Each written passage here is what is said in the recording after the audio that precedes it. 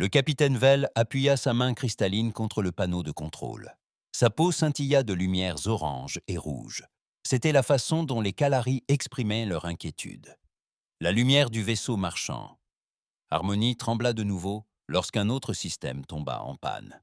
« Capitaine, le cœur du moteur est mort », dit son ingénieur, Nix.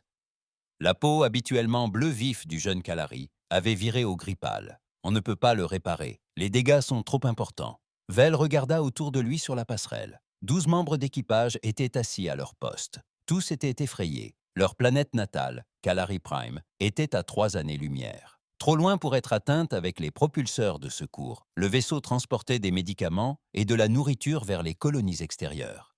Le voyage était censé être sans danger. Rien de dangereux ne se produisait jamais sur les routes commerciales. Mais l'espace en avait décidé autrement. « De combien de temps disposons-nous » demanda Vell. Nix vérifia ses relevés. « La vie. Le soutien durera 6 jours, peut-être 7 si nous réduisons la puissance au minimum. » La peau de Vell s'illumina d'un jaune vif. C'était la couleur de la décision parmi son peuple.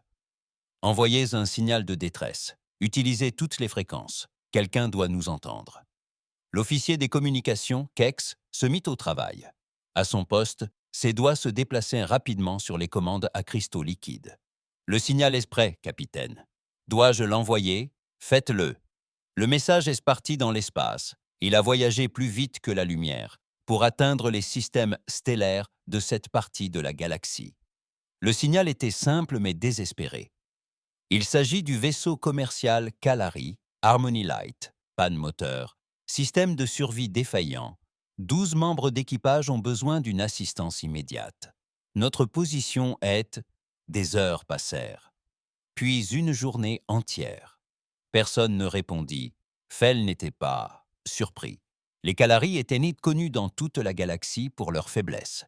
Ils n'avaient pas d'armée. Ils créaient de magnifiques œuvres d'art et cultivaient une nourriture délicieuse.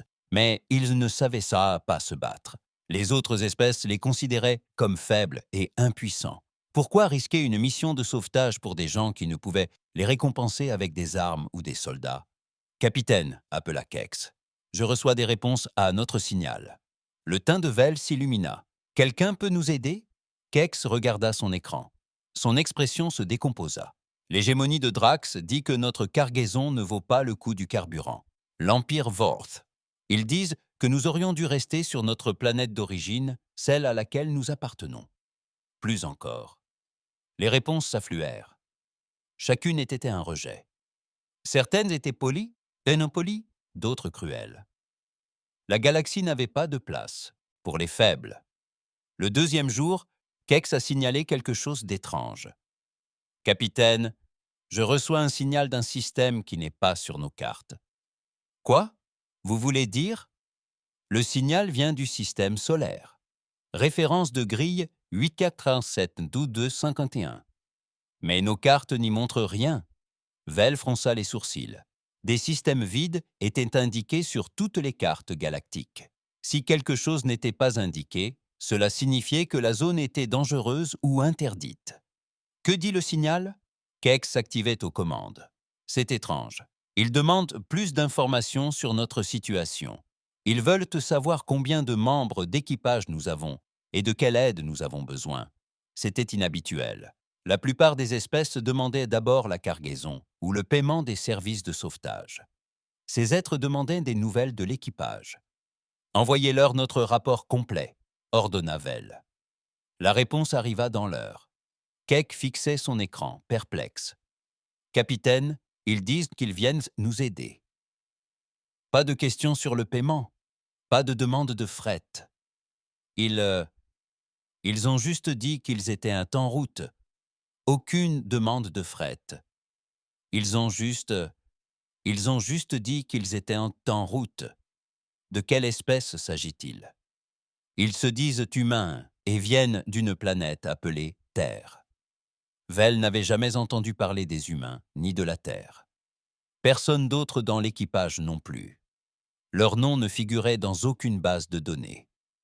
Le troisième jour, la situation s'est aggravée. Les recycleurs d'air commencèrent à tomber en panne. L'équipage se dirigea vers la soute principale, où l'air était encore bon. Ils utilisèrent des bouteilles d'oxygène de secours pour continuer à respirer. Vell s'efforça de calmer tout le monde, mais il lisait la peur sur leurs visages. Les magnifiques motifs lumineux qui dansaient habituellement sur la peau de Kalari s'affaiblissaient. Cela arriva alors que son peuple était au bord de la mort. « Capitaine, dit Nix à voix basse, même si quelqu'un arrive, il pourrait ne pas arriver à temps. Notre air sera épuisé dans 3 jours. » Vell hocha la tête. Il avait fait les calculs lui-même, mais il ne partagea pas ses craintes avec l'équipage. Un capitaine se devait d'être fort, même lorsque l'espoir s'évanouissait. Le 4e jour, Kex capta un nouveau signal. « Capitaine, un vaisseau approche. Il est imposant. » Vell se précipita vers la passerelle. À travers le viseur principal, il aperçut une forme sombre se diriger vers eux. Le vaisseau ne ressemblait à rien de ce qu'il avait déjà vu. La plupart des vaisseaux galactiques étaient lisses et élégants. Celui-ci paraissait brut et lourd. Il était recouvert d'épaisses plaques de métal. D'étranges armes jaillissaient de sa coque, telles les épines d'un animal dangereux. « Il nous appelle, » rapporta Kex. « Passez-les. » L'écran s'alluma. Bell haleta. L'être qui le regardait était effrayant. Il n'avait pas de peau cristalline. À la place, il était recouvert d'une sorte de chair lisse. Ses yeux étaient petits et sombres. Sa bouche affichait des dents blanches acérées et dangereuses. Mais lorsque la créature parla, sa voix était douce. « Ici le capitaine Reed du Earthship Indomitable. Nous avons reçu votre appel de détresse. Vous allez bien ?» Fell peinait à trouver ses mots. Cet humain ressemblait à un prédateur, mais il avait traversé l'espace pour les aider. « Nous sommes en train de mourir, » parvint à dire Fell. « Les respirateurs artificiels sont en panne. S'il vous plaît, pouvez-vous nous aider ?» Le visage de l'humain changea. Ses traits devinrent durs et déterminés. « On va vous sortir de là, tous. Tenez bon. » En moins d'1 heure, le vaisseau humain était à proximité de la lumière de l'harmonie. Vell regarda, stupéfait, un tube métallique sortir du vaisseau humain pour se connecter à son vaisseau. L'accostage fut parfait, malgré la conception radicalement différente des 2 vaisseaux. Des humains, vêtus d'étranges costumes, montèrent à bord. Ils se déplaçaient rapidement, mais avec précaution.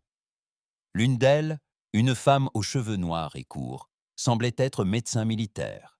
« Je suis le docteur Park, » dit-elle par l'intermédiaire d'un traducteur. « Nous allons prendre soin de vous. » Les humains travaillèrent avec une efficacité redoutable.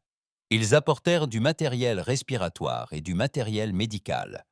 Ils examinèrent attentivement chaque membre d'équipage.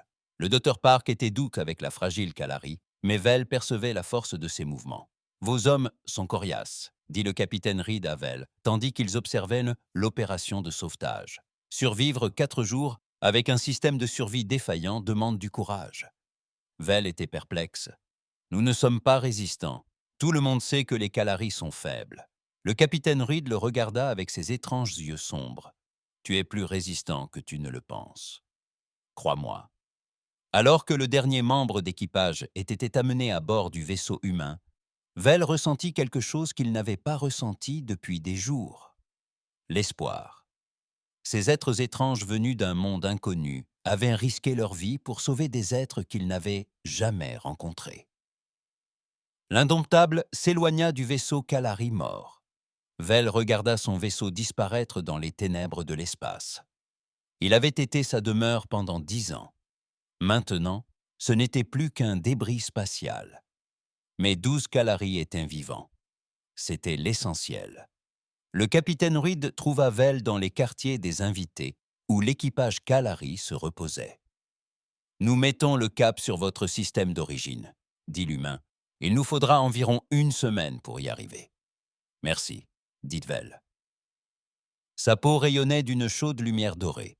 C'était ainsi que son peuple exprimait sa profonde gratitude. « Mais je dois vous demander, pourquoi nous avez-vous aidé? Que voulez-vous en retour ?» Le capitaine Reed parut surpris par la question. « Nous ne voulons rien, vous aviez besoin d'aide. Nous pouvions vous la fournir. C'est suffisant. » Vell fixait cette étrange créature prédatrice, qui parlait d'aider les autres sans récompense. Peut-être que la galaxie n'était pas aussi froide et cruelle qu'il l'avait toujours cru. Peut-être y avait-il encore des êtres bienveillants parmi les étoiles. Il ignorait simplement à quel point la galaxie était sur le point de changer. L'infirmerie de l'Indomptable n'était pas conçue pour Kalari. Le docteur Park a dû tout improviser. Les tables d'examen étaient trop hautes, les lumières trop vives, l'air trop chargé en oxygène. Leurs os sont creux, dit-elle au capitaine Reed en travaillant comme des os d'oiseaux sur Terre. Leur peau est si fine qu'on peut voir leur vaisseau sanguin à travers. Le capitaine Reed observait l'équipage Kalari par la baie vitrée. Ils étaient serrés les uns contre les autres, leur peau vacillant de motifs lumineux nerveux. Ils semblaient effrayés. Peut-on les blâmer? Nous avons probablement l'air de monstres, à leurs yeux. Le docteur Park avait raison. Pour les Kalari, les humains étaient terrifiants. Ils étaient épais et solides là où les Kalari étaient fragiles. Leur peau était sombre et opaque. Leurs mouvements étaient puissants et rapides. Lorsqu'ils parlaient, leur voix était en haut profonde et forte. Mais les humains s'efforçaient de faire preuve de douceur. L'ingénieur Torres avait baissé les lumières dans les quartiers des invités. Le cuisinier du navire, Williams, cherchait à comprendre ce que les Kalari pouvaient manger. Même le chef de la sécurité, un homme imposant nommé Stone, parlait à voix basse parmi les extraterrestres. Le capitaine Vell passait le plus clair de son temps sur la passerelle avec le capitaine Reed.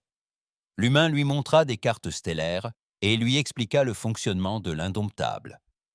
Vell était impressionné par la conception du vaisseau. « Tout est si solide », dit Vell en touchant une paroi métallique. « Nos vaisseaux sont faits de cristal. »« Ils sont beaux mais fragiles. Le vôtre est fait pour la guerre », acquiesça le capitaine Reed. « Nous avons construit ce vaisseau pour protéger la Terre. Nous observons la galaxie depuis des années grâce à des radiotélescopes. Nous savions qu'il existait d'autres espèces. Nous ignorions simplement si elles étaient amicales. La plupart ne le sont pas, dit Vell tristement. La galaxie essaie gouvernée par l'effort. Des espèces comme la mienne survivent en restant silencieuses et en espérant que personne ne nous remarque. Ça va bientôt changer. La peau de Vell s'illumina de motifs de curiosité. Que voulez-vous dire? Le capitaine Reed resta silencieux un instant. Puis il montra à Vell un enregistrement de leur base de données. C'était une séquence d'une attaque Vorth sur une paisible planète colonie. Des bâtiments ont brûlé, des gens ont couru en hurlant, des vaisseaux se sont enfuis dans l'espace. Nous avons capté cette transmission l'année dernière, a dit Reed. Il nous a fallu des mois pour la traduire. Quand nous avons compris ce que nous regardions, il n'a pas terminé sa phrase. Il n'en avait pas besoin. Vell pouvait lire la colère sur le visage de l'humain. L'Empire Vorth se renforce d'année en année, expliqua Vell. Ils prennent ce qu'ils veulent. Ils détruisent ce qu'ils ne peuvent utiliser, et le reste de la galaxie les laisse faire. Car nous sommes tous trop faibles pour les arrêter. Ils prennent ce qu'ils veulent. Ils détruisent ce qu'ils ne peuvent utiliser. Et le reste de la galaxie les laisse faire, car nous sommes tous trop faibles pour les arrêter. Pas tous. Au cours des jours suivants, Vell apprit l'humanité. Les histoires que lui racontait le capitaine Reed étaient incroyables. La Terre était un monde de mort où tout cherchait à détruire tout le reste. Les humains devaient lutter chaque jour pour survivre. Ils étaient en guerre depuis des millénaires. Votre espèce a conquis votre propre monde par la violence, dit Vell. En quoi êtes-vous différent des Vorth? Le capitaine Reed y réfléchit. Nous combattons quand il le faut, mais nous aidons aussi quand nous le pouvons. Quand nous avons entendu votre appel de détresse, personne sur Terre n'a remis en question votre décision de venir vous sauver. C'était automatique. Le docteur Park les a rejoints sur la passerelle. J'ai terminé mes examens médicaux de l'équipage du Kalari. Ils sont tous en bonne santé, juste effrayés et fatigués. Mais, capitaine, il y a quelque chose que vous devez savoir. Elle leur a montré ses relevés sur une tablette. Leur physiologie est complètement différente de la nôtre. Ils sont adaptés à un environnement à faible gravité et faible radiation. Leur monde natal doit être très paisible. Cela, confirma Isvel. Kalari Prime n'a pas d'animaux dangereux, Pas de climat extrême, pas de guerre. Nous vivons en paix depuis 1000 ans. Cela explique leur fragilité, dit le docteur Park, mais aussi leur bonté. Capitaine, Reed haussa un sourcil. Bonté, je leur ai parlé. Ils n'ont aucune notion de cruauté délibérée. Quand j'ai expliqué l'histoire de la Terre à l'un d'eux, il n'a pas compris. L'idée de blesser quelqu'un pour le plaisir ou le pouvoir lui était totalement étrangère. La peau de Vel brillait d'une triste lumière bleue. L'idée de blesser quelqu'un pour le plaisir ou le pouvoir lui était totalement étrangère. La peau de Vel brillait d'une triste lumière bleue. C'est pourquoi nous ne pouvons pas combattre les Vortes. Nous ne comprenons pas leur esprit. Ils aiment faire souffrir. On ne peut même pas imaginer une telle chose. La conversation fut interrompue par l'officier des communications Hayes. « Capitaine, nous recevons une transmission prioritaire de la Terre. » L'écran principal s'illumina, affichant l'image du président Kane. Le dirigeant de la Terre paraissait fatigué et inquiet. « Capitaine Reed, où en êtes-vous? Nous avons secouru 12 membres d'équipage Kalari. Nous sommes en route vers leur système d'origine. » Le président Kane acquiesça. « Bon travail, mais nous avons un problème. Nos stations de surveillance spatiale ont détecté des mouvements massifs de flotte dans le secteur Kalari. On dirait que l'Empire Vorth se mobilise pour une offensive majeure. » Vel pâlit. « Ils viennent pour nous achever. » Nous savions que ce jour viendrait. Le président Kane poursuivit. « Capitaine, je mets à jour votre mission. Vous représentez désormais la Terre lors du premier contact officiel avec la civilisation galactique. Vous avez pour ordre d'évaluer la situation et de nous faire un rapport. » « Mais, capitaine, oui, monsieur, si vous rencontrez directement l'Empire Vorth, vous avez toute autorité pour agir comme bon vous semble afin de protéger des vies innocentes. » La transmission s'interrompit. La passerelle resta silencieuse un instant. « Qu'est-ce que cela signifie ?» demanda Vel. Le capitaine Reed avait l'air sombre. « Cela signifie que si les Vorth attaquent pendant que nous sommes là, nous combattrons. Mais vous n'avez qu'un seul vaisseau. Les Vorth en amèneront des centaines. Alors, nous ferons en sorte que ce vaisseau compte. » Le voyage vers l'espace Kalari dura 6 jours. Durant ce temps, Vel enseigna aux humains la civilisation galactique. Il leur montra des cartes stellaires indiquant les territoires des différentes espèces. Il leur expliqua la politique complexe qui maintenait la galaxie dans un état de paix tendue. « Le Conseil galactique existe, » expliqua Vel, « mais il n'a aucun pouvoir réel. Les espèces fortes font ce qu'elles veulent. Les espèces faibles se soumettent ou meurent. »« Et le commerce ?» demanda Torres, l'ingénieur. « Tout le monde profite sûrement du commerce. Le commerce existe, mais il est contrôlé par les puissants. L'Empire Vorth prend ce qu'il veut sans rien payer. L'hégémonie de Drax impose des frais de protection. Les espèces plus petites, comme la mienne, sont les plus pauvres. » Le Dr Park était fasciné par les différentes espèces extraterrestres décrites par Vel. Existe-t-il d'autres espèces comme l'humanité? Des espèces ayant évolué sur des mondes dangereux? Vel y réfléchit. Il existe des histoires, des légendes de mondes de la mort qui ont donné naissance à d'étranges créatures. Mais la plupart des scientifiques affirment que de telles choses sont impossibles. La vie ne peut développer son intelligence sur des mondes trop hostiles. Et pourtant, nous y sommes, dit le capitaine Reed. Oui, vous y êtes. Le 6e jour, ils atteignirent les confins de l'espace Kalari. Les capteurs du vaisseau détectèrent immédiatement une anomalie. « Capitaine, » rapporta Hayes, « je détecte d'importantes signatures énergétiques devant moi. Plusieurs flottes sont engagées dans des combats. » L'écran principal affichait le système natal Kalari. Des dizaines de vaisseaux combattaient autour de la planète. La plupart étaient des vaisseaux Vorth, sombres et prédateurs. Les rares vaisseaux Kalari étaient clairement en train de perdre. « Ils détruisent tout, » murmura Fel. Sa peau était devenue complètement grise de désespoir. « Mon monde, mon peuple. » Le capitaine Reed se leva de son siège de commandement.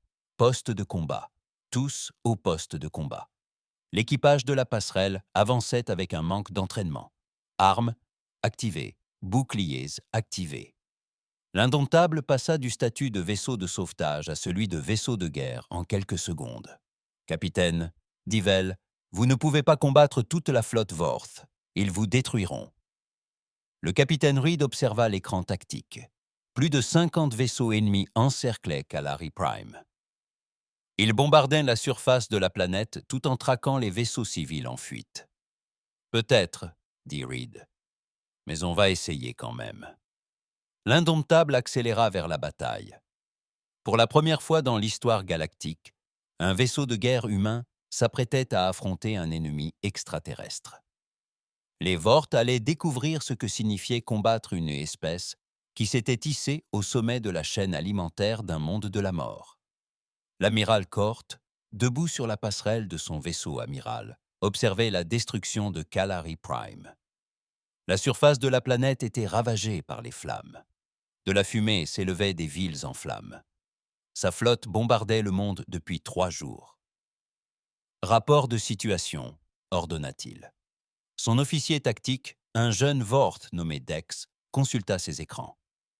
47% des grandes villes ont été détruites. La flotte de défense Kalari est réduite à 6 vaisseaux. Il court. Kort sourit, montrant ses dents acérées. Les Vorth étaient fiers de leurs crocs. Ils les utilisaient pour arracher la chair de leurs ennemis. Bien. Envoyez un message aux survivants.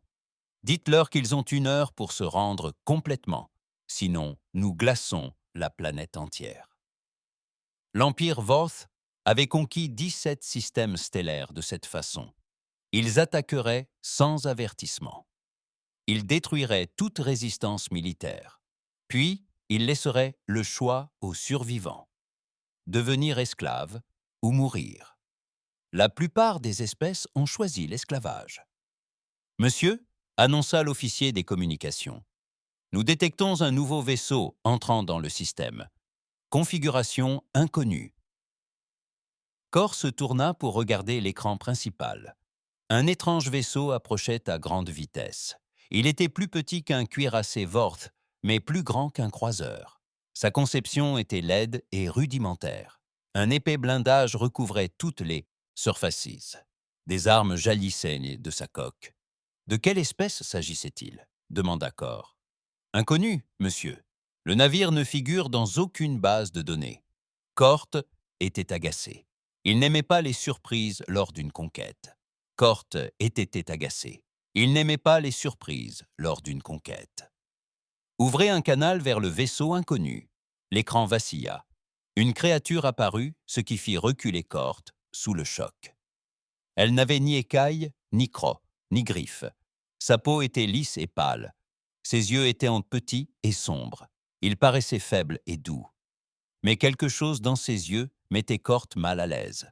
« Ici le capitaine Reed du vaisseau terrien Indomitable, » dit la créature. « Vous cesserez immédiatement vos attaques contre ces civils. » Kort rit. Son équipage s'en rapprocha.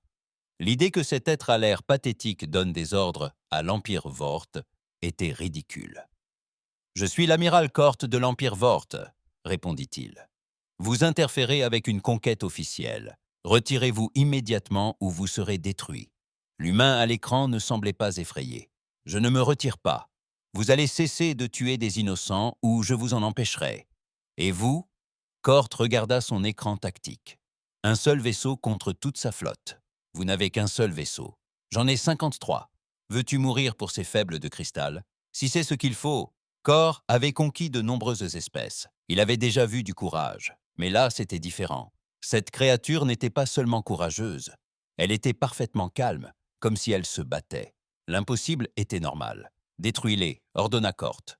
3 croiseurs Vorth s'avancèrent pour intercepter le vaisseau humain. Ils tirèrent leurs armes énergétiques à longue portée. Des faisceaux lumineux de force destructrice traversèrent l'espace en direction de l'Indomptable. Le vaisseau humain n'esquiva pas. Il fonça droit dans le feu. Les faisceaux d'énergie frappèrent à son épais blindage et se dispersèrent. Des dégâts avaient été causés, mais le vaisseau continuait d'avancer. « Quel genre de blindage est-ce » demanda Dex, stupéfait. Le vaisseau humain riposta, mais ses armes étaient étranges. Au lieu de rayons d'énergie, il lançait des projectiles solides. Des projectiles métalliques s'élançaient à des vitesses incroyables. Ils transpercèrent les boucliers Vorth comme s'ils n'étaient pas là. Un croiseur fut touché directement au moteur. La balle métallique traversa entièrement le vaisseau et ressortit de l'autre côté. Le croiseur explosa. « Impossible », murmura Kor. L'indomptable continua de charger. Il subissait désormais des dégâts de plusieurs vaisseaux, mais refusait de ralentir. D'autres projectiles cinétiques jaillirent de ses armes. Un autre vaisseau Vorth périt. Puis le vaisseau humain fit une chose inattendue. Il percuta le troisième croiseur. La collision aurait dû détruire les deux vaisseaux. Mais le vaisseau humain était bâti comme un bélier. Son épais blindage et sa construction robuste lui permirent de résister à des impacts qui auraient réduit en miettes n'importe quel autre vaisseau. Le croiseur Vorth s'effondra comme du papier. L'indomptable s'éloigna des décombres et continua le combat. Tous les vaisseaux, formation d'attaque Delta, ordre du tribunal. Encerclez-les. Concentrez vos tirs. La flotte Vorth s'avança pour encercler le vaisseau humain. 50 vaisseaux contre 1. Des armes énergétiques tirèrent de toutes parts. L'espace autour de l'indomptable s'illumina de rayons mortels. Mais le vaisseau humain ne combattait pas, contrairement à tous les adversaires que Kor avait affrontés. Il ne cherchait pas à rester à longue portée. Il ne tentait pas de manœuvres élégantes. Au lieu de cela, il chargeait droit sur l'ennemi le plus proche, encaissant d'énormes dégâts. Les humains semblaient se moquer de leur propre sécurité. Ils fonçaient au cœur de la formation Vorth, leurs armes flamboyantes. Chaque tir visait à tuer. Chaque manœuvre visait à se rapprocher de leurs ennemis. « Ils se battent comme des bêtes sauvages », dit Dex avec horreur. L'indomptable lança quelque chose de nouveau. Des missiles filèrent vers les vaisseaux Vorth. Mais lorsqu'ils explosèrent, ils ne créèrent pas de simples boules de feu. Au lieu de cela, ils libérèrent des nuages de fragments métalliques qui se répandirent dans toutes les directions. 3 destroyers Vorth furent prêts. Pris dans l'explosion. Les fragments métalliques déchirèrent donc leurs coques comme des balles à travers des tissus. Les 3 navires s'éteignirent. Kor commençait à comprendre qu'il avait commis une terrible erreur. Ce n'était pas une espèce faible comme les autres. Ces humains étaient tout à fait différents. « Monsieur », rapporta son officier d'armement, « ils visent spécifiquement nos moteurs. Ils cherchent à nous neutraliser, pas seulement à nous détruire. Pourquoi ferait-il cela ?» La réponse parvint sur le canal de communication. La voix du capitaine Reed était calme et posée. « Rendez-vous maintenant, et vos équipages seront épargnés. Continuez le combat, et nous détruirons tous les navires de votre flotte. » Kor fixait l'écran. Un vaisseau contre 50, et l'humain lui proposait des conditions. « Tu es endommagé, » répondit Kor. « Tes boucliers sont en train de faiblir. Une attaque concentrée de plus et tu es mort. Peut-être, mais j'emmènerai au moins 10 autres de tes vaisseaux avec moi. Tu veux savoir lesquels ?» Sur l'écran tactique, Kor pouvait voir l'état du vaisseau humain. Il était gravement endommagé. L'atmosphère fuyait par de multiples brèches dans la coque. L'une de ses armes principales était hors service, mais il continuait de combattre, d'avancer, de détruire ses vaisseaux. Plus important encore, il se dirigeait vers son vaisseau amiral. Plus important encore, il se dirigeait vers son vaisseau amiral. « Monsieur » dit Dex à voix basse, « ils sont sur une trajectoire de collision avec nous. » Kor regarda le vaisseau humain qui approchait. Sa proue était pointée directement vers sa passerelle. L'humain allait percuter son vaisseau amiral. « Manœuvre d'évitement » ordonna-t-il. Mais le vaisseau amiral Vorth était trop imposant pour être esquivé rapidement. L'indomitable était trop rapide pour être évité. Les 2 vaisseaux se ruèrent l'un vers l'autre à une vitesse vertigineuse. À la dernière seconde, le vaisseau humain fit feu de toutes ses armes. Des obus cinétiques, des missiles et des rayons d'énergie frappèrent le vaisseau amiral Vorth à bout portant. L'imposant vaisseau vibra, tandis que des explosions déchiraient sa coque. Puis l'indomitable frappa. La collision projeta tous les passagers du pont Vorth au sol. Les lumières de secours clignotèrent suite à une panne de courant. La fumée emplissait l'air. Des alarmes retentissaient. Mais le vaisseau humain ne s'était pas détruit dans la collision. Curieusement, il était encore intact. Il s'éloigna du vaisseau amiral endommagé et commença à attaquer d'autres vaisseaux. « Comment sont-ils encore en vie ?» demanda Cor. « Monsieur, rapporta l'officier de contrôle des avaries. Nos moteurs principaux sont hors service. Les armes sont hors service. Nous sommes morts dans l'espace. » Cor regarda autour de lui sur sa passerelle. La moitié de son équipage était blessée. Des étincelles jalissaient des consoles endommagées. Son puissant vaisseau amiral était impuissant. Sur l'écran principal, il pouvait voir le vaisseau humain poursuivre son saccage au sein de sa flotte. Les vaisseaux tombaient les uns après les autres sous le poids de ses armes. Les survivants commençaient à fuir. « Monsieur !» annonça le message. « Les vaisseaux restants demandent l'autorisation de se replier. » Cor voulait leur ordonner de poursuivre le combat, mais il voyait la vérité sur son écran tactique. Le vaisseau humain gagnait, un vaisseau contre toute la puissance de l'Empire Vorth, et il gagnait.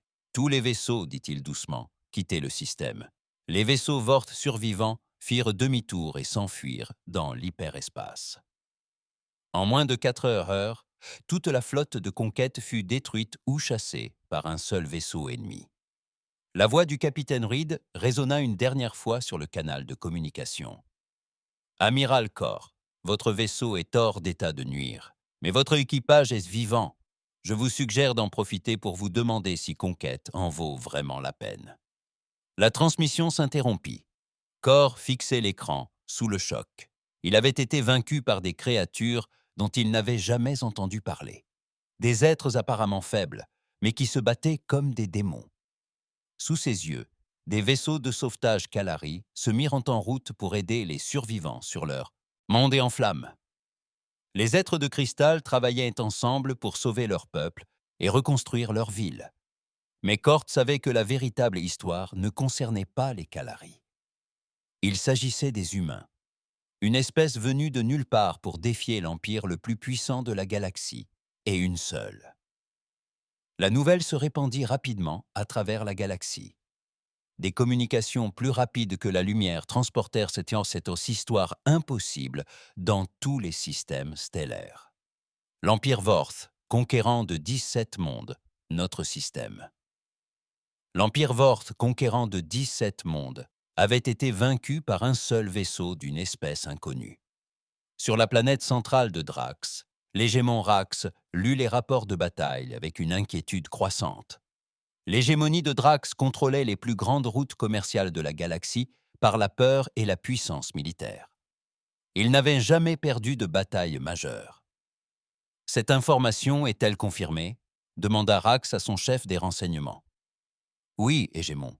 Nous disposons d'enregistrements provenant de 3 sources différentes. Un vaisseau humain détruisit ou neutralisa 42 vaisseaux Vorth. Les survivants quittèrent le système. » Rax étudia l'analyse tactique sur son écran. Le style de combat humain était absurde. Ils chargèrent droit dans le feu ennemi. Ils utilisèrent des armes cinétiques alors que tous les autres étaient passés aux rayons d'énergie. Ils percutèrent les vaisseaux ennemis avec leurs propres vaisseaux. Tactique primitive, marmonna Rax, mais efficace. Son conseiller militaire, le général Tain, n'était pas d'accord. « Monsieur, ce ne sont pas des tactiques primitives. Ce sont des stratégies calculées, conçues pour une destruction maximale. Regardez leur sélection de cibles. Ils ont ciblé les moteurs d'abord, les armes ensuite. Ils voulaient neutraliser la flotte, pas seulement la détruire. Pourquoi épargneraient-ils les vaisseaux ennemis? Inconnu, monsieur. Mais cela témoigne d'une réflexion tactique au-delà de la simple violence. Des discussions similaires avaient lieu dans toute la galaxie. Le consortium cristallin convoqua une réunion d'urgence. L'Alliance Pacifique envoya des messages urgents à tous les mondes membres. La Guilde des marchands suspendit toutes les opérations commerciales à proximité de l'espace humain. Tout le monde voulait savoir la même chose. Qui étaient ces humains et que voulaient-ils? Sur la station de recherche en orbite autour d'Academia Prime, le docteur Yellen travaillait d'arrache-pied pour comprendre la nouvelle espèce.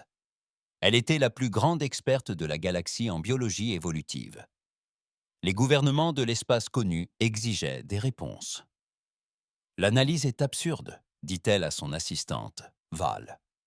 D'après les données dont nous disposons, les humains ont évolué sur ce qu'ils appellent un monde de la mort de classe 12. Val leva les yeux de ses calculs. Classe 12 ? Impossible. Rien d'intelligent ne peut évoluer au-delà des niveaux d'hostilité de classe 8. Le docteur Yellen lui montra les relevés atmosphériques du monde natal des humains.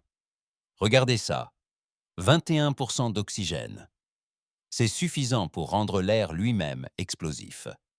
La gravité est de 1, 8 fois la norme galactique. Les variations de température tueraient la plupart des espèces. Qu'en est-il de l'écosystème ? Pire encore, la planète est couverte de prédateurs, des créatures qui chassent d'autres créatures pour se nourrir. Les humains ont dû rivaliser avec des millions d'espèces différentes pour survivre. Val était horrifié. Comment avaient-ils accédé à la civilisation ?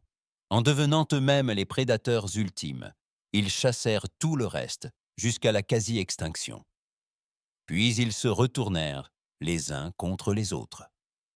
Le docteur Yellen fit remonter des données historiques révélées par des transmissions humaines. Ils se livrèrent des guerres incessantes pendant des milliers d'années. Frères contre frères, tribus contre tribus, nation contre nation. La violence était leur principale méthode pour résoudre les problèmes. Alors, comment voyagent-ils dans l'espace ? Les espèces violentes se détruisent généralement avant d'entreprendre un voyage interstellaire. C'est ce qui les rend si dangereuses. Elles apprennent à contrôler leur violence sans la perdre. Elles peuvent être pacifiques quand elles le souhaitent, mais elles peuvent aussi être plus destructrices que tout ce que nous avons jamais vu.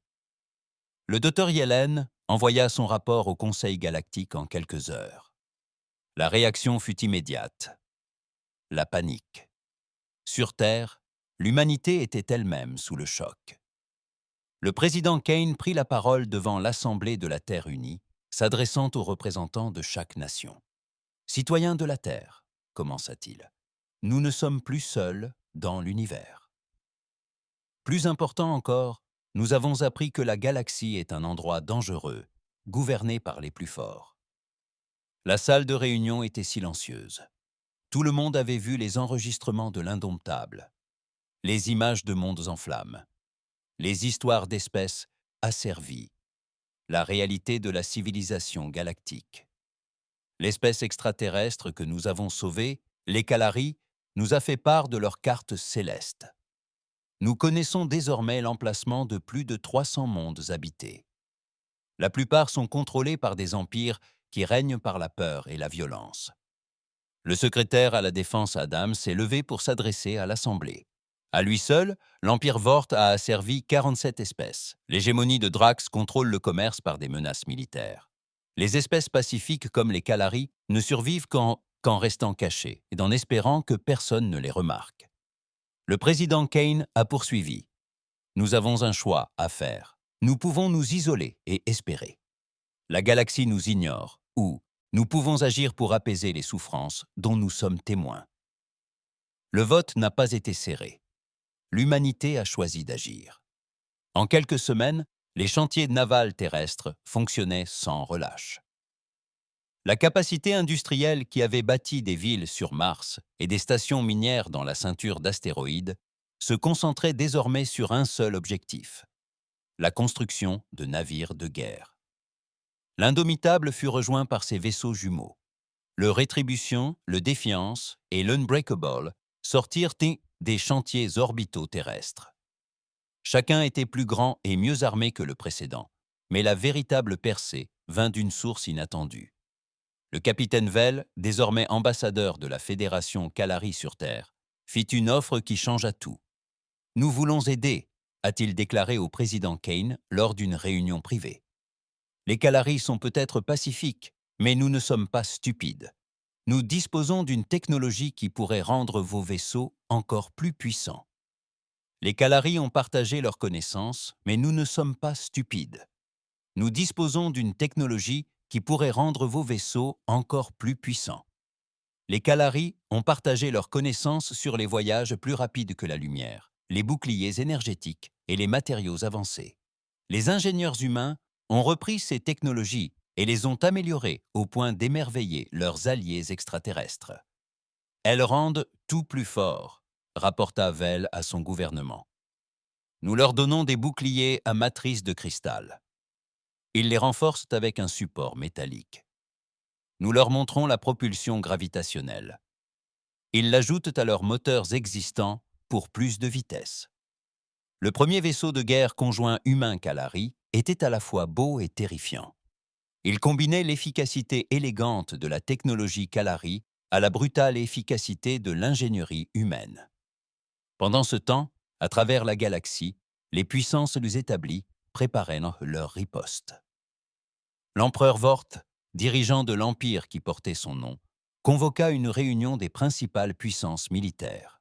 « Cette menace humaine doit être éliminée », déclara-t-il. « Ils ont humilié mes forces. Ils ont redonné espoir aux espèces faibles. Si nous ne faisons rien, ils déclencheront une rébellion à travers la galaxie, approuva l'hégémon Rax. Mes rapports de renseignement suggèrent qu'ils construisent davantage de vaisseaux. Bientôt, ils disposeront d'une flotte suffisamment importante pour nous défier directement. Ensuite, nous devrons frapper. D'abord, dit le seigneur de guerre Kesh des clans sauvages, détruisez leur monde natal avant qu'ils ne deviennent trop puissants. Mais ce plan ne fit pas l'unanimité. L'amiral Nost, de la guilde marchande, avait étudié les tactiques de combat humaines plus attentivement que les autres. Les attaquer directement serait une erreur, avertit-il. Ils ne combattent pas comme nous. Ils ne se rendent pas lorsqu'ils sont surpassés. Ils ne reculent pas lorsqu'ils sont blessés. Un assaut direct sur leur monde d'origine pourrait nous coûter tout. L'empereur Vort balaya cette inquiétude. Ils ne forment qu'une seule espèce sur un seul monde. Nous représentons des dizaines d'espèces réparties sur des centaines de mondes. Le nombre les vaincra. La flotte Vort les surpassait en nombre de 50 contre 1, répliqua l'amiral Nost. Le nombre n'aida alors en rien. La réunion se termina sans accord. Certaines factions réclamaient une guerre immédiate. D'autres préconisaient la patience. Quelques-unes suggérèrent même une tentative de contact diplomatique. Mais la décision fut prise pour eux lorsque des capteurs longue portée détectèrent une flotte humaine quittant leur système d'origine. 12 vaisseaux, dont le légendaire Indomitable, se dirigeaient droit vers Vort, l'espace. Les humains n'attendaient pas que la galaxie décide de leur sort. Ils prenaient l'initiative. Sur le pont de l'Indomitable, l'amiral Reed étudiait les cartes stellaires indiquant leur destination. Vort Prime était le cœur lourdement défendu d'un empire qui terrorisait la galaxie depuis des siècles. « Monsieur, » rapporta son officier tactique, « les renseignements suggèrent qu'ils disposent de plus de 300 vaisseaux défendant leur système d'origine. » L'amiral Reed hocha la tête. « Bien, cela signifie que nous aurons toute leur attention. » Le capitaine Vell, désormais conseiller diplomatique de la flotte humaine, était inquiet. « Amiral, cela semble insensé. Pourquoi ne pas commencer par des cibles plus modestes? Construisez votre réputation progressivement. » Reed sourit d'un air sombre. « Parce que, capitaine, il faut parfois couper la tête du serpent. Parce que, capitaine, il faut parfois couper la tête du serpent. L'Empire Vort règne par la peur. Si nous parvenons à briser leur pouvoir à la source, le reste de la galaxie saura que les tyrans peuvent être vaincus. » La flotte humaine poursuivit sa route vers le cœur du territoire ennemi. Derrière eux, les chantiers navals terrestres s'employaient à construire de nouveaux vaisseaux. Devant eux, l'empire le plus puissant de la galaxie se préparait à une bataille qui déterminerait l'avenir de la civilisation galactique. L'ère de l'influence humaine allait commencer. Le système d'origine des Vort était une forteresse. 300 vaisseaux de guerre patrouillaient l'espace autour de Vort Prime. D'immenses plateformes de défense orbitale entouraient la planète telle une carapace métallique. Des champs d'énergie et des batteries de missiles protégeaient chaque approche. Empereur. Vort se tenait dans sa salle du trône, profondément sous la surface de la planète. À travers les immenses fenêtres, il pouvait apercevoir sa capitale. Des millions de guerriers Vort y vivaient. L'armée la plus puissante de la galaxie résidait. Rapport de situation, ordonna-t-il. Le général Masque s'avança. Toutes les flottes sont en position, mon empereur. Les vaisseaux humains sont à 12 heures de route. À leur arrivée, ils affronteront toute la puissance de notre empire. L'empereur Vort sourit, dévoilant ses dents acérées. 12 vaisseaux contre 300. Ils sont soit très courageux, soit très stupides. Peut-être les deux, mon empereur. L'empereur se dirigea vers son centre de commandement. Des écrans affichaient la position de chaque vaisseau du système. Chacun était équipé des dernières technologies d'armement. Chacun d'eux était piloté par des guerriers Vorth expérimentés. Une fois les humains anéantis, dit-il, nous nous emparerons de leur technologie et l'utiliserons pour conquérir leur monde. Nous montrerons alors à la galaxie ce qui arrive à ceux qui défient l'Empire Vorth. Dans l'espace, la flotte humaine avançait sans relâche vers Ijo, leur cible. L'amiral Reed se tenait sur le pont de l'Indomitable, observant les écrans tactiques. La flotte ennemie était colossale, mais il n'était pas inquiet. « Monsieur, l'officier des communications Hayes signala. Nous recevons une transmission du Vort. Empereur, transmettez-la. » L'image de l'empereur Vort apparut sur l'écran principal. Il était plus grand que l'amiral Kor, avec plus de cicatrices et un regard plus féroce. C'était un être qui avait conquis des mondes à main nue. « Je suis l'empereur Vort, » annonça-t-il. « Vous êtes venu mourir sur mon domaine. » L'amiral Reed étudia le dirigeant extraterrestre. « Je suis l'amiral Reed de la flotte de défense terrienne. Nous sommes ici pour mettre fin à votre empire. » L'empereur rit. « 12 vaisseaux? J'en ai 300. Vous ne pouvez pas gagner. Nous n'avons pas besoin de gagner. Il faut juste vous arrêter. Vous parlez comme des guerriers, mais vous ressemblez à une proie. Votre espèce est faible et fragile. » L'expression de l'amiral Reed resta inchangée. On verra bien. La transmission s'interrompit. Autour de la passerelle, l'équipage humain se préparait au combat. Il s'était entraîné pour ce moment. Il connaissait toutes les probabilités. Il savait aussi pourquoi il se battait. Le capitaine Vell observait depuis la section diplomatique. L'ambassadeur Kalari n'en revenait toujours pas. 12 vaisseaux contre tout l'Empire Vort. Cela semblait impossible. « Amiral, » dit-il doucement, « il n'est pas trop tard pour se retirer. Vous avez déjà prouvé votre point de vue. La galaxie le sait. Les humains sont forts. » L'amiral Reed secoua la tête. « La galaxie sait que nous pouvons nous battre, mais elle ignore si nous pouvons vaincre face à des adversaires insurmontables. Aujourd'hui, nous le leur montrons. » La flotte humaine pénétra aux confins du système Vort. Immédiatement, les capteurs ennemis se verrouillèrent sur eux. Des signaux d'alerte emplirent l'espace autour de Vort Prime. « Une flotte ennemie approche », annonça l'officier tactique Vort. 12 vaisseaux, classe inconnue. L'empereur Vort prit position au centre de commandement. « À tous les vaisseaux, formation d'attaque. Détruisez-les avant qu'ils ne s'approchent de la planète. » La flotte Vort se déplaçait telle une marée de métal et de mort. Des centaines de vaisseaux encerclaient la petite force humaine. Armes énergétiques chargées, tubes de missiles chargés, mais les humains n'attendirent pas l'attaque. « À tous les vaisseaux, exécutez le plan de bataille Oméga », ordonna l'amiral Reed. La flotte humaine se divisa en 4 groupes, chacun composé de 3 vaisseaux. Ils se dispersèrent à travers le système, forçant les Vort à diviser leurs forces. « Ils essaient de nous embrouiller », observa le général Masque. « Mais nous sommes toujours 25 fois plus nombreux que chaque groupe. » Le premier engagement débuta près de la ceinture d'astéroïdes du système. 3 vaisseaux humains affrontèrent 75 vaisseaux Vort. Les extraterrestres s'attendaient à une victoire facile. Ils avaient tort. Les humains utilisèrent les astéroïdes comme armes. Leurs vaisseaux lancèrent d'énormes rochers vers la flotte ennemie. Lorsque les astéroïdes ont percuté les vaisseaux Vorth, ils n'ont pas seulement causé des dégâts. Ils ont créé des nuages de débris mortels qui ont déchiqueté plusieurs vaisseaux. Ils retournent le système contre nous, a rapporté un capitaine Vorth paniqué. Le deuxième groupe de vaisseaux humains a attaqué les plateformes de défense orbitale. Au lieu de les combattre directement, ils les ont dépassés à toute vitesse, larguant des mines dans leur sillage. Les plateformes explosèrent une à une au gré des détonations des mines. Le troisième groupe cibla les lignes de ravitaillement Vorth. Ils découvrirent les dépôts de carburant et les réserves de munitions qui maintenaient la flotte ennemie opérationnelle. En moins d'une heure, la moitié des vaisseaux Vorth étaient à court d'énergie. Mais c'est le quatrième groupe qui porta le coup fatal. L'amiral Reed mena 3 vaisseaux directement vers Vorth Prime. « Arrêtez-les » hurla l'empereur Vorth. À tous les vaisseaux, protégez la planète.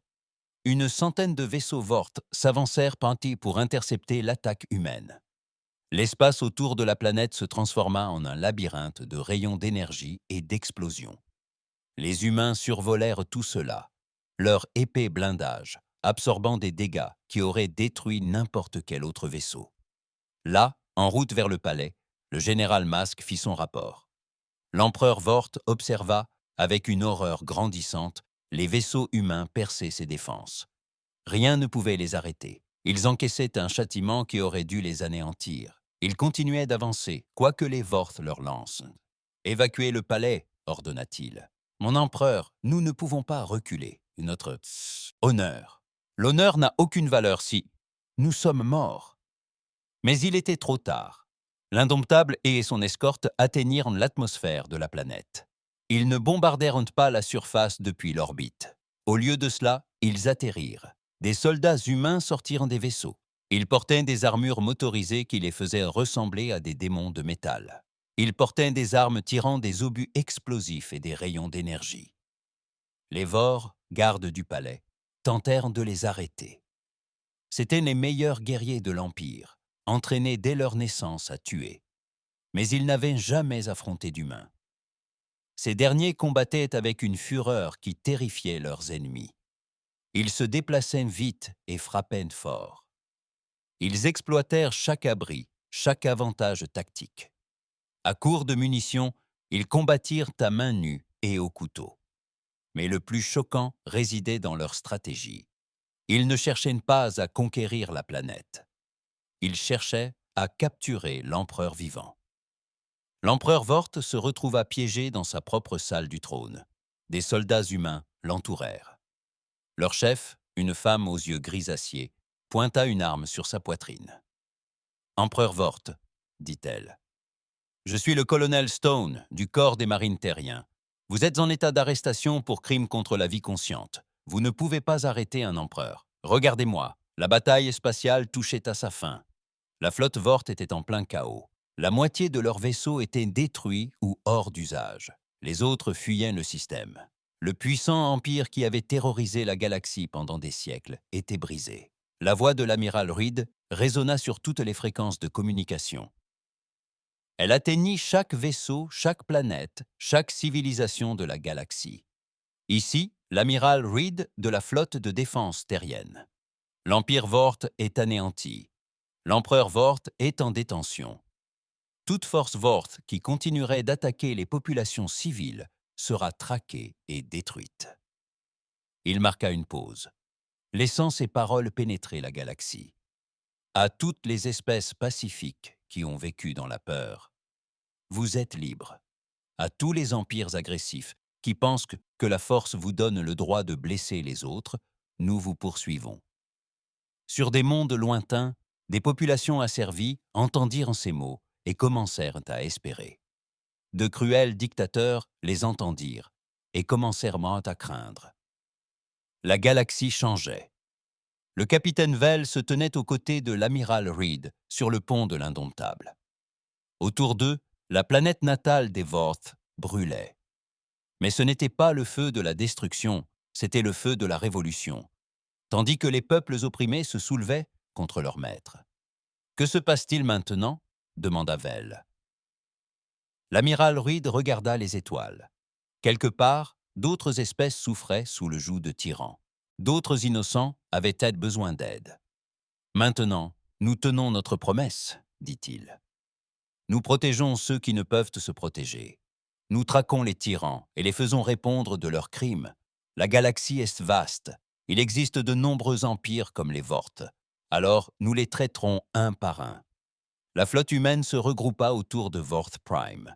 Ils avaient perdu 2 vaisseaux au cours de la bataille. Mais ils avaient donc gagné quelque chose de plus important que la victoire. Le droit de remodeler la civilisation galactique. À mesure que la nouvelle de la capture de l'empereur se répandait, les forces Vorth de toute la galaxie commencèrent à capituler. Sans leur chef, sans leur base, l'Empire s'effondrait comme un château de cartes. D'autres espèces, plus agressives, observaient et tiraient en les leçons. Les humains n'étaient pas seulement forts. Ils étaient organisés, déterminés et impitoyables pour protéger les innocents. L'ère des tyrans galactiques touchait à sa fin. L'ère de la protection humaine ne faisait que commencer.